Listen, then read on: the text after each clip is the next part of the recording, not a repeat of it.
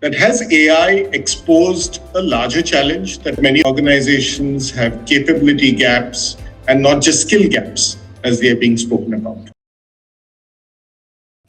I would say yes. Yes, I think as this is probably one of the biggest hidden realities right now. Because a skill gap means I don't know how to use this tool, right? A capability gap is deeper. True, and I think that's what I think we believe at Third Bracket as well, right? That talent in every organization is the greatest advantage, and learning is what unlocks its full potential as well. So I think collaboratively, when you work with AI, it definitely helps you to understand that aspect as well. So how do you build talent that can continuously evolve using AI and looking at the current ecosystem that you have, right? The first is you have to move fast, and the second is you cannot make mistakes. And it has to build through an ecosystem, and AI is a part of that ecosystem. Many organizations do not consider AI to be something which would replace your work or replace whatever you are doing. It is your assistant. We need to have this continuous coaching approach that would be required in the field of L&D. This is to guide people how can they improve while doing the real work. Experience alone is no longer enough. Okay, experience is required, but just experience alone is no longer enough, because the world is changing faster than the experiences we are getting right now. Hi everyone, and welcome to another episode of Third Bracket Talk Series. Today, I'm delighted to welcome Anuj, a learning and development leader with nearly 2 decades of experience helping organizations build talent, capability, and cultures of continuous learning. Having worked across industries including telecom, IT, manufacturing, even automotive and pharma, he brings a wealth of experience in leadership development, learning strategy, and organizational effectiveness. Anuj is also a TEDx speaker known for his thought-provoking talk, The Illusion of Knowing. This is where he explores how our assumptions can often become barriers to growth. Join me as we explore learning, leadership, and navigating change in the age of AI today. For our listeners, for this particular episode of Third Bracket Talks, where we talk about the talent molecule, right? Be sure you listen to this, because the future won't belong to organizations with the most knowledge. It will belong to those with the greatest capacity to learn, adapt, and evolve. In a world increasingly shaped by AI, the human ability to stay curious, challenge assumptions, and continuously grow may be our greatest competitive advantage. Listen to this Third Bracket Talk series for more insights on the talent molecule. So thank you, Anuj, today for joining our Third Bracket Talk series. As you know, it's titled The Talent Molecule. And I'll quickly dive into this part of talent, right? Especially talent in the age of AI. It's a big conversation that's everyone talking about. So let me ask you this straight away, is that has AI exposed a larger challenge that many organizations have capability gaps and not just skill gaps as they are being spoken about? Thanks so much for having me here, and thanks so much for giving me this opportunity. And I was kind of thinking of AI for quite some time, when we initially saw this chat GPT coming in and everything. And I myself was exposing myself to AI, if you have to say so. So has AI exposed a larger challenge? If you have to answer that, I would say yes. Yes, I think as this is probably one of the biggest hidden realities right now. because a skill gap means I don't know how to use this tool, right? A capability gap is deeper. So I don't know how to think, collaborate, probably adapt or make decisions right in the new environment, AI-based environment, if you say that. And AI exposed that many organizations build workforce optimized for reputation. Right. So it is not a reinvention. So we are not looking to reinvent anything. We are trying to ensure that how all these mundane tasks that we have been, doing for such a long time can be moved away and people can become much more creative. Right. And now suddenly when we see all these factors coming in, the employees, they have to start thinking critically. It's because information is available, right? If you want to know something, you get the information. So now you have to ask better questions. You cannot just randomly think of, okay, fine, I'll just, what not I want to learn about. So, and at the same time, whatever outputs you are getting it from AI, you have to kind of interpret it in a way that makes sense. And businesses are currently looking for that. And best thing that exposed AI for me is that it's actually asking you to learn continuously. There's no stoppage there, So those are some capability level experiences that I have seen over the period of time. And I'll just give you an example. It happened in one of my experiences is that when you want to train someone in or in an AI platform in one day, uh, and at the same time, we also ask them to can they kind of challenge AI intelligently, right? Or they can identify the risk, or they can use the judgment uh, to how to use AI better in the regulated environment. I represent pharma industry, right? Yeah. And we have to use AI in a way that we don't expose ourselves, although AI has exposed the challenges, as you said. So the future of L&D is not just upskilling. I guess it's capability architecture. This is where I think AI has brought us right now. Interesting. I think it also raises the level of complexity in terms of what we deploy, how we work. Everything has just moved up the scale because we are not looking at something that has happened the way it was traditionally happening. And that brings me to another part in terms of learning as a strategic function, right? You represent the L&D framework in a large way.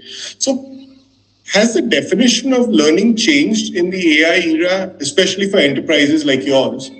And from a trying to stay, let's say, future ready perspective as such. So, do you think how much is learning being impacted over there, or if we say talent enhancement? Oh, yes. I think it's very interesting how AI is evolving. Initially people started using AI just to do the textual changes and then moved into the image generation, then video and coding, and everything has evolved so much. And we are kind of interpreting data. We are working on analysis, forecasting. So the biggest shift that I see is that learning is no longer an event. It's a live operating system. Wherein earlier learning looks like classroom training, certification, and annual development plans. Right? This is how we have traditionally seen learning. True. But now what is happening is that we are learning in workflows. We are learning through AI and through real-time problem solving. Because AI is not here to kind of replace us completely. They are here to be with us, help us work better. And it is also allowing us to work through experimentation. So AI has changed the role of humans of remembering information. It was very difficult previously. It is very difficult right now also that you have to remember almost everything. But AI has changed that. Human, they don't have to remember information. Now they have to make intelligent judgments because information is available, right? So because now the value is not what do you know? Because if I ask somebody, hey, tell me about one or the other topics, I literally don't want that person to mug up everything and come up and talk to me about it, because AI is giving me that all information. The value is, what do you do with this data? How do you think? How do you decide? How do you adapt? So the future ready enterprises for me is not the one with the biggest LMS system, right? It would be the one where curiosity becomes culture. And when curiosity becomes culture, this is where the AI has kind of humbled organizations.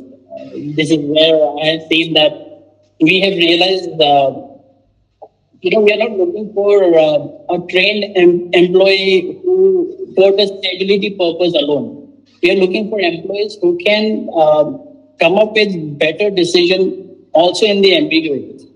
And that's where we want AI to be a part of it. And this is a different mindset altogether that has come. So this is where AI has come up, long way, I guess, even in the shorter period of time. It has, and I think the impact that it has made in such a short period of time is something which is phenomenal as such, right? So with this, just a quick check. So L&D was traditionally seen till now as a support function, but with AI coming, the impact learning piece improving more, right? That is something which is so important today. So do you think it's becoming more like a central thing for talent strategy as well? L&D as a support function. See, I guess L&D was, traditionally it was seen as a support function together, club with HR. We know that, right? And many organizations even now consider L&D to be support function. It all depends upon how exactly their business proposition is, where they want to go, what the vision is. So to answer your question in a very short manner possible, I would say yes. It has today it is becoming more of a central, central to talent strategy, because earlier learning and development was, it was often treated like a training calendar. Okay, so where business was the engine and L&D was probably a fuel station somewhere outside the highway. Okay, so today L&D is sitting inside the cockpit, and right, because organizations realize something very important is that business transformation is no longer limited to strategy. It's limited to how fast people can learn. Right, and a company can buy technology. We all know that. You have money, you can buy technology, you can acquire tools, you can even hire talents. But the workforce, if it cannot adapt continuously, the strategy collapses during execution. So I saw this shift strongly in pharma because we were heavily compliance driven, right? Previously, our learning and development were, did people complete their training? What's their KPIs? And all those questions were surrounded, across the results that we are looking for. But right now, the question is, can people perform correctly even during ambiguity, even in unpredictable situations, how they are going to come up with it? And that changes everything. And learning is no more about information or just information transfer for that matter. It's as I said, it's earlier, it's all about capability acceleration. And in the world of AI, I believe, that's my personal opinion, is that, it has amplified the capability acceleration because the shelf life of skills has shrunk dramatically. That's where, because the skills that you have today may not be relevant tomorrow. It's so fast it is going right now. And in the past, organization were competing on products. Now they are competing on how faster they can, make their employee learn. The learning speed. So, of course, I would say, L&D is no longer a support function right now. Yeah, and I think that's more important. You also used a very interesting word in this entire dialogue called adaptive, right? So I think adaptive, you have to build adaptive organizations as such, right?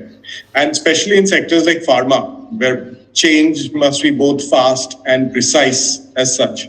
So, how do you build talent that can continuously evolve using AI and looking at the current ecosystem that you have, right?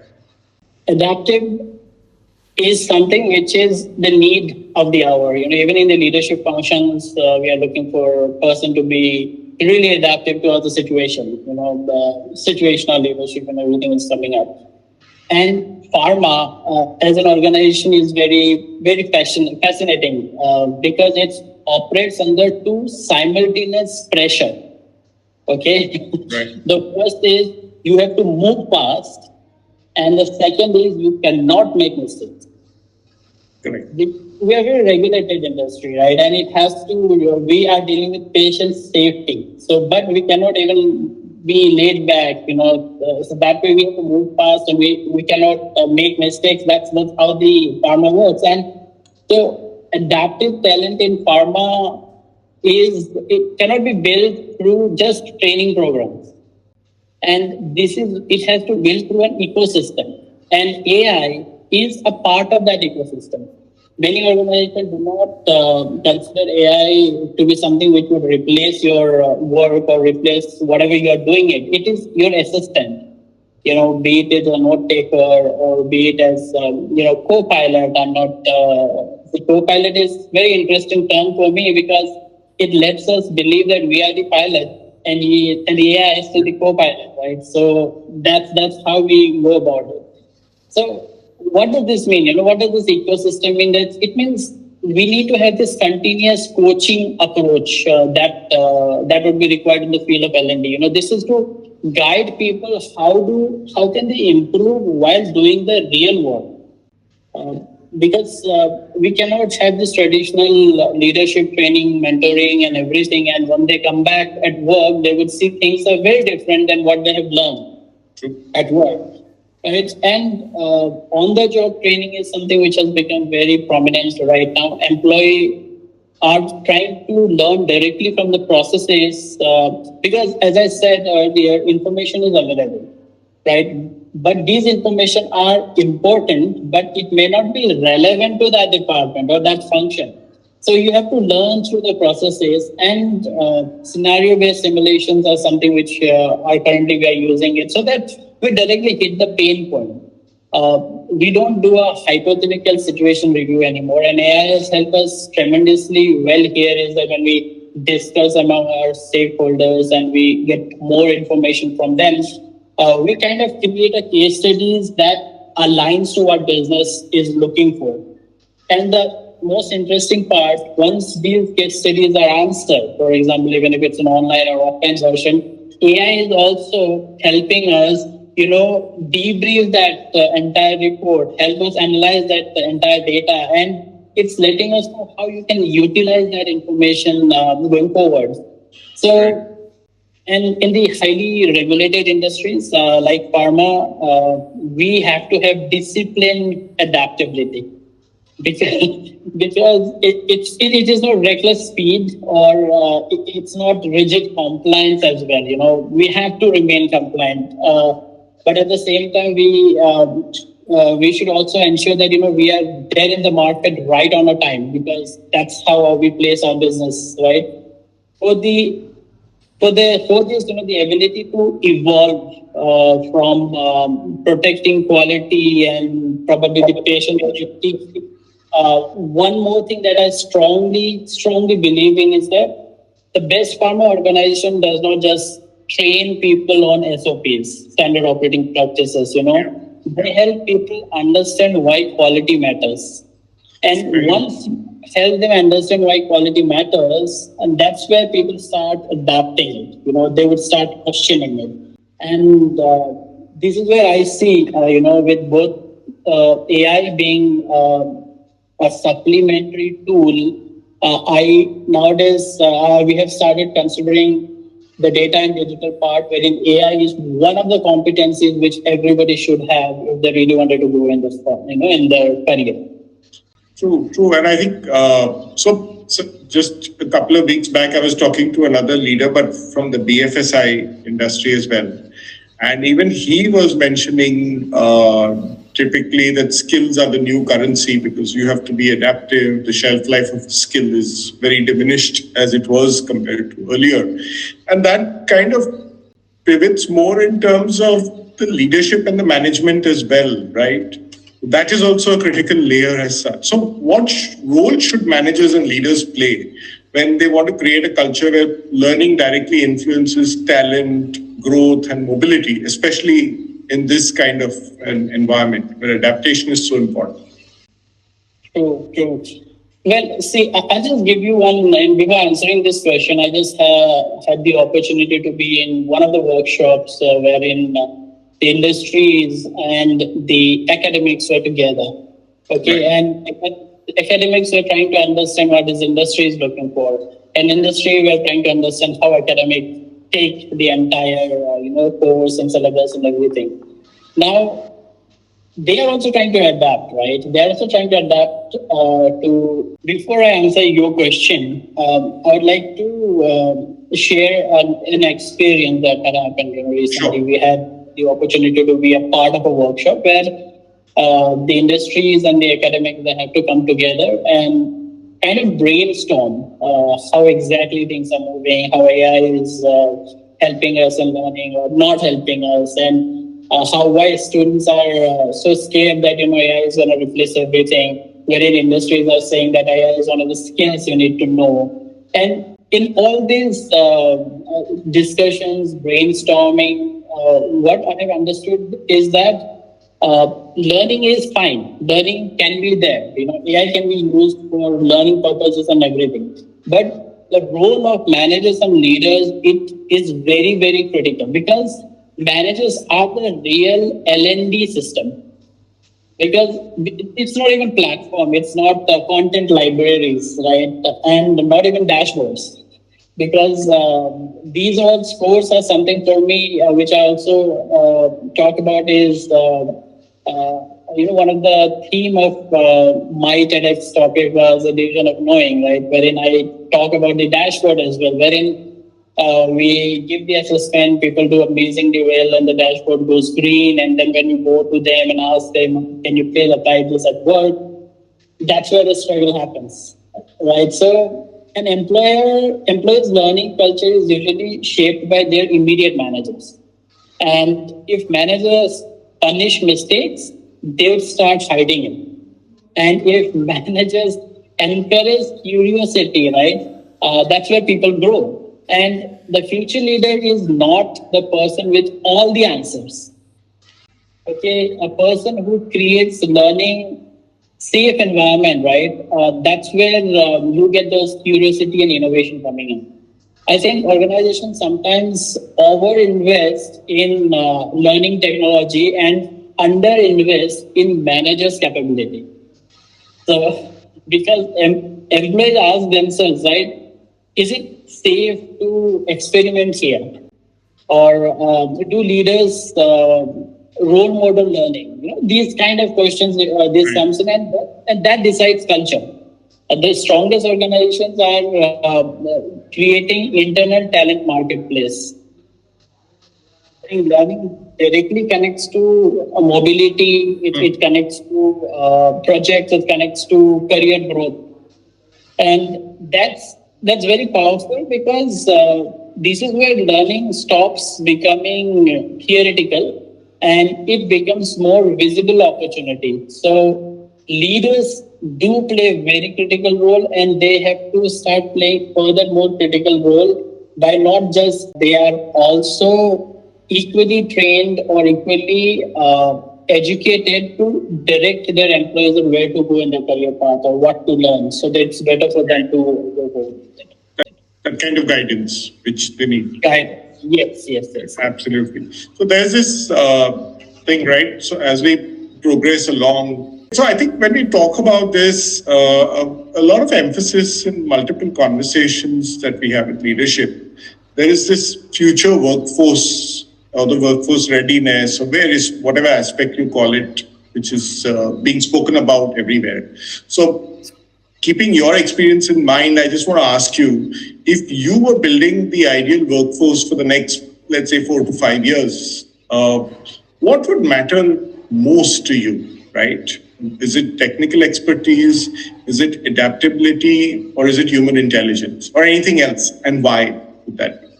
You actually, sent me into a trance because there's something which I was trying to work on. Sometimes I feel, or I had this weird thought that, I should start a company which would help people in just building the culture and do nothing. We have no products, no nothing, just help organization building the culture.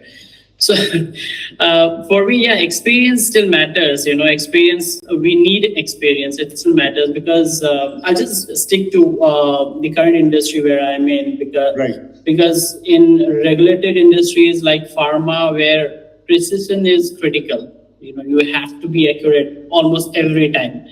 And we have to document everything. And there's a saying, if it's not documented, it's not done. So that's where, we need that experience. But experience alone is not no longer enough.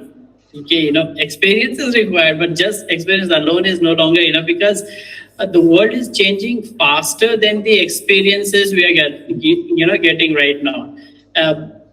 If I would say, I have an experience of 10 years into the system, or maybe 15 years into the system, and the company hires me for the digital adaptation, my adaptation being somebody who is 15-year-old compared to somebody who has just 3 years of experience coming in can be much more faster because they have been working in this digital environment for for the most period of their life compared to me, who has not been into AI for at least 15 odd years before. After that, maybe we have been into the AI piece and all.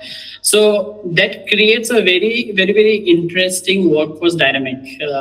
So organizations are increasingly looking for learning agility. They're looking for empathy. And this empathy is no longer just associated with individuals. It's also associated with the company equipments. How do you treat company equipments? And also ethical judgment. How do you take ethical judgment, communication, creativity, resilience? Now, communication has become one of the key competencies in the growing world because technical skill sets are available. People can literally learn from AI anything and everything. But how do you communicate? How do you interpret? How do you storytell? How do you lead under uncertainties? These are the various factors I think I would really like to see. Going forward, AI can help generate information for sure, but human create meaning.